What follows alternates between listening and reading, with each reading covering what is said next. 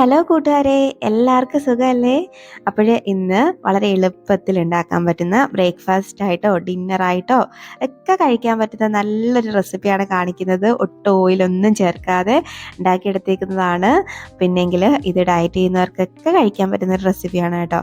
അപ്പോൾ ഇതെങ്ങനെ ഉണ്ടാക്കുന്നതെന്ന് കണ്ടു നോക്കിയാലോ? അതിനു മുന്നേ ഈ ചാനൽ ഇതുവരെ സബ്സ്ക്രൈബ് ചെയ്യാതെ ആരെങ്കിലും കാണുന്നുണ്ടെങ്കിൽ പ്ലീസ് ഒന്ന് സബ്സ്ക്രൈബ് ചെയ്ത് സപ്പോർട്ടോടെ ചെയ്തേക്കണേ. കൂടെ കാണുന്ന ബെല്ലൈക്കണിൽ ഓൾ തന്നെ ഒന്ന് അമർത്തിയേക്കണേ. അപ്പോൾ ഇതെങ്ങനെ ഉണ്ടാക്കുന്നതെന്ന് കണ്ടു നോക്കാം. ഇതുണ്ടാക്കാൻ വേണ്ടിയിട്ട് ഒരു ബൗളിലോട്ട് ആദ്യമേ ഒരു 1/4 കപ്പോളം ചെറുപയർ ഒന്ന് ചേർത്ത് കൊടുക്കുന്നുണ്ട്.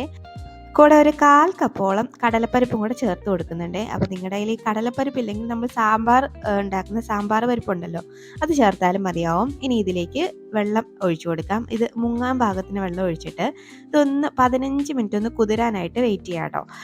അപ്പോൾ ഇതൊന്ന് കുതിർന്ന് വരുമ്പോഴേക്കും നമുക്കൊരു മാവൊന്ന് തയ്യാറാക്കണം. അതിന് വേണ്ടിയിട്ട് ഒരു പാത്രം ഒന്ന് എടുത്ത് വെച്ചിട്ട് അതിലേക്ക് ഒരു 1/4 കപ്പോളം ഗോതമ്പ് മാവാണ് കേട്ടോ എടുത്തേക്കുന്നത്.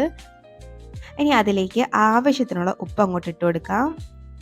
കൂടെ ഒരു 1/4 ടീസ്പൂണൊക്കെ മഞ്ഞൾപ്പൊടി ചേർത്ത് കൊടുക്കുന്നുണ്ട്. ഇനി 1 ടീസ്പൂണോളം മുളക് പൊടിയും കൂടെ ചേർത്ത് കൊടുക്കുന്നുണ്ട്. ചേർത്തിട്ട് ഇതെല്ലാം കൂടെ നന്നായിട്ടൊന്നങ്ങ് മിക്സാക്കി എടുക്കാം. കൈ വെച്ച് തന്നെ നന്നായിട്ടൊന്നങ്ങ് മിക്സാക്കി കൊടുക്കാവേ.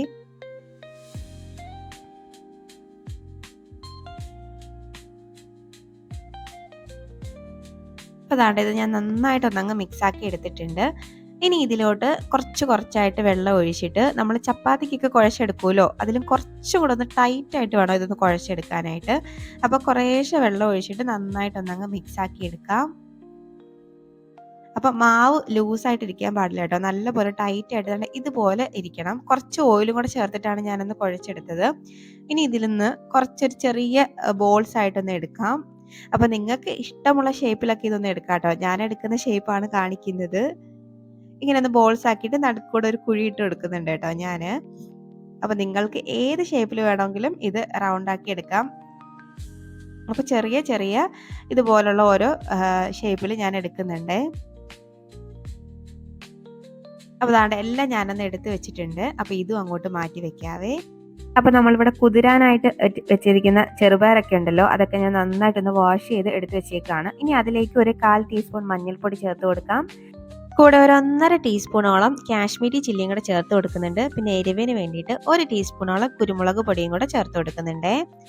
ഇനി അതിലേക്ക് 1 ടീസ്പൂൺ ചിക്കൻ മസാലയാണ് ചേർത്ത് കൊടുക്കുന്നത്. അപ്പോൾ ഈ ചിക്കൻ മസാല ഇല്ലെങ്കിൽ ഗരം മസാല ചേർത്താലും മതി. പക്ഷേ ചിക്കൻ മസാല ചേർക്കുമ്പോൾ ഒരു പ്രത്യേക ഒരു ടേസ്റ്റ് ആണ് കേട്ടോ. എന്നിട്ട് ഇത് നന്നായിട്ടൊന്നങ്ങ് മിക്സാക്കി എടുക്കാം. ഇതുപോലെ നന്നായിട്ടൊന്നങ്ങ് മിക്സാക്കി ഇതും അങ്ങോട്ട് മാറ്റി വെക്കാവേ. ഇനി ഒരു കുക്കർ എടുത്ത് അടുപ്പത്തേക്ക് വെച്ചിട്ട് അതിലേക്ക് ഒരു 2 ടീസ്പൂണോളം നെയ്യാണ് ഞാൻ ചേർത്ത് കൊടുക്കുന്നത്. നെയ്യ് ഒന്ന് ചേർത്തിട്ട് ഇനി അതിലേക്ക് 1 ടീസ്പൂണോളം കടുക് ഒന്നിട്ട് പൊട്ടിക്കുന്നുണ്ട്. ഈ കടുക് ഒന്ന് പൊട്ടി വരുമ്പോഴേക്കും ഇതിലേക്ക് 1 ടീസ്പൂണോളം വലിയ ജീരകമാണ് ചേർത്തേക്കുന്നത്, പെരുംജീരകം. ഇനി ഒരു 4 അല്ലി വെളുത്തുള്ളിയും കൂടെ ചേർക്കുന്നുണ്ട്. അത് അരിഞ്ഞിട്ടൊന്നുമില്ല, അതുപോലെ അങ്ങ് ചേർത്തിട്ടുണ്ട്. ഇനി ഒരു പച്ചമുളകും കൂടെ അരിഞ്ഞ് ചേർത്ത് കൊടുത്തിട്ടുണ്ട്. കൂടെ കുറച്ച് കറിവേപ്പിലയും കൂടെ ഒന്ന് ഇട്ട് കൊടുക്കുന്നുണ്ട്.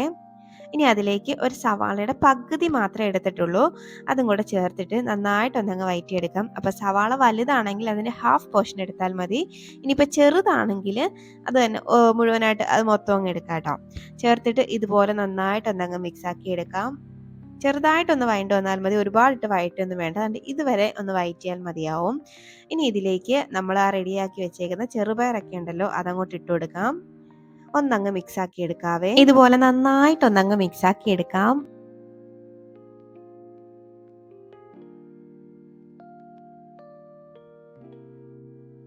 ഇപ്പം ഇത് നന്നായിട്ടൊന്നങ്ങ് മിക്സാക്കി എടുത്തിട്ടുണ്ട്. ഇനി നമ്മളിവിടെ റെഡിയാക്കി വെച്ചേക്കുന്ന ആ ഗോതമ്പ് മാവ് വെച്ച് ഉണ്ടാക്കിയേക്കുന്ന ആ ഒരു ഐറ്റം ഉണ്ടല്ലോ, അതും കൂടെ അങ്ങോട്ട് ഇട്ട് കൊടുക്കാം.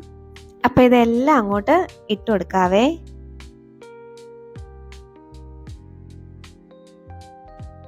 ഇതെല്ലാം ഒന്ന് ഇട്ട് കൊടുത്തിട്ട് ജസ്റ്റ് ചെറുതായിട്ട് ഒന്നങ്ങ് മിക്സാക്കി എടുക്കാം. ഒരുപാട് ബലം കൊടുത്തൊന്നും ഇത് മിക്സ് ആക്കരുത്. അപ്പോൾ ഇത് ചെറുതായിട്ട് ഒന്നങ്ങ് മിക്സാക്കി എടുക്കാം.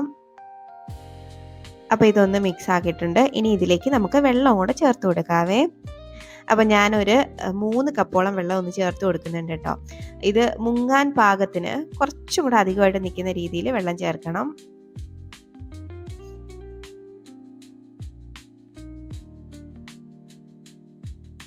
അപ്പോൾ ഞാനൊരു 3 കപ്പോളം വെള്ളം ഒന്ന് ചേർത്ത് കൊടുത്തിട്ടുണ്ട് കേട്ടോ. ഇനി ഇത് ഒന്നങ്ങ് മിക്സാക്കി എടുക്കാം. അതിന് മുന്നേ കുറച്ച് ഉപ്പും കൂടെ ഞാനൊന്ന് ഇട്ട് കൊടുക്കുന്നുണ്ട് കേട്ടോ. അപ്പോൾ നമ്മൾ ഉപ്പ് ഈ മാവിനകത്ത് ഉപ്പ് ചേർത്തതാണ്, പക്ഷെ ചെറുപയർ വേവാനുള്ള ഉപ്പ് വേണം. അപ്പം കുറച്ച് ഉപ്പ് ചേർത്തിട്ട് ഒന്നും കൂടെ അങ്ങ് മിക്സാക്കി എടുക്കാം. ഇനി അത് കുക്കർ ഒന്ന് അടച്ച് വെച്ചിട്ട് നമുക്കൊരു 4 വിസിൽ വരെ ഒന്ന് കേൾപ്പിച്ചെടുക്കണേ. ഫസ്റ്റ് വിസിൽ നല്ല ഹൈ ഫ്ലെയിമിൽ വെച്ചിട്ട് ബാക്കി 3 വിസിൽ മീഡിയം ഫ്ലെയിമിൽ ഇട്ടിട്ട് ഒന്ന് കേൾപ്പിച്ചെടുക്കാം. ഇപ്പോൾ ദാണ്ടെ വിസിലെല്ലാം കഴിഞ്ഞിട്ട് സ്റ്റീമൊക്കെ പോയിട്ട് ഞാനൊന്ന് ഓപ്പൺ ആക്കിയിട്ടുണ്ട്. അതുകൊണ്ട് നല്ല അടിപൊളിയായിട്ട് നമ്മുടെ ആ ഒരു ഐറ്റം റെഡി ആയിട്ടുണ്ട്. ചെറുപയറൊക്കെ നന്നായിട്ടൊന്ന് വെന്ത് വന്നിട്ടുണ്ട്. നമ്മൾ ഉണ്ടാക്കിയിട്ട് ആ മാവൊക്കെ അതുപോലെ ഒട്ടും ഉടയാതെ കിട്ടിയിട്ടുണ്ട് കേട്ടോ. ഇനി ഞാൻ ഫ്ലെയിം ഒന്ന് ഓൺ ആക്കിയിട്ടുണ്ട്. അത് ഏറ്റവും ലോ ഫ്ലെയിമിൽ വെച്ചിട്ടുണ്ട്. ഇനി അതിലേക്ക് കുറച്ച് തേങ്ങാപ്പാലും കൂടെ ഒഴിച്ചു കൊടുക്കുന്നുണ്ട്. ഒരു അരക്കപ്പോളം നല്ല കട്ടിയുള്ള തേങ്ങാപ്പാൽ ചേർത്തിട്ട് വീണ്ടും ഒന്നും കൂടെ ഒന്നങ്ങ് മിക്സ് ആക്കി എടുക്കാം. തേങ്ങാപ്പാൽ ചേർത്തിട്ട് ഒരുപാട് തിളപ്പിക്കൊന്നും ചെയ്യരുത്, ചെറുതായിട്ടൊന്ന് തിളച്ചാൽ മതിയാവും. ഇതുപോലെ നന്നായിട്ടൊന്നങ്ങ് മിക്സ് ആക്കി എടുക്കാം. അപ്പോൾ അവസാനം ഈ തേങ്ങാപ്പാലും കൂടെ ചേർക്കുമ്പോഴേക്കും നല്ലൊരു ടേസ്റ്റാണ് കേട്ടോ. അപ്പോൾ നമ്മുടെ ഫ്ലെയിം ഓഫാക്കാം. ഇതുവരെയൊക്കെ ഒന്ന് വെന്താൽ മതിയാവേ. അപ്പോൾ ഇനി ചൂടോടെ തന്നെ നമുക്ക് അങ്ങോട്ട് സെർവ് ചെയ്യാം. രാവിലെ ബ്രേക്ക്ഫാസ്റ്റിനോ അല്ലെങ്കിൽ ഡിന്നറിനോ ഒക്കെ കഴിക്കാൻ പറ്റുന്ന നല്ലൊരു റെസിപ്പിയാണ്. വയറ് നിറയും, പിന്നെ ഹെൽത്തി ആയിട്ട് ഉള്ള ഫുഡാണ്. പിന്നെ ഈ ഡയറ്റൊക്കെ എടുക്കുന്നവർക്കും ഡയബറ്റിക് പേഷ്യൻറ്റിനൊക്കെ കഴിക്കാൻ പറ്റുന്ന ഒരു റെസിപ്പിയാണ് കേട്ടോ. അപ്പോൾ എല്ലാവരും ഒന്ന് ട്രൈ ആക്കി നോക്കിയിട്ട് നിങ്ങളുടെ അഭിപ്രായം കമൻറ്റ് ബോക്സിലൊന്ന് അറിയിക്കണേ. പിന്നെ വീഡിയോ ഇഷ്ടമായാൽ ലൈക്ക് ചെയ്യാനും മറക്കരുത്. അപ്പം ഇനി ഒരു റെസിപ്പിയുമായിട്ട് വീണ്ടും കാണാം. അതുവരേക്കും ബൈ. Thanks for watching.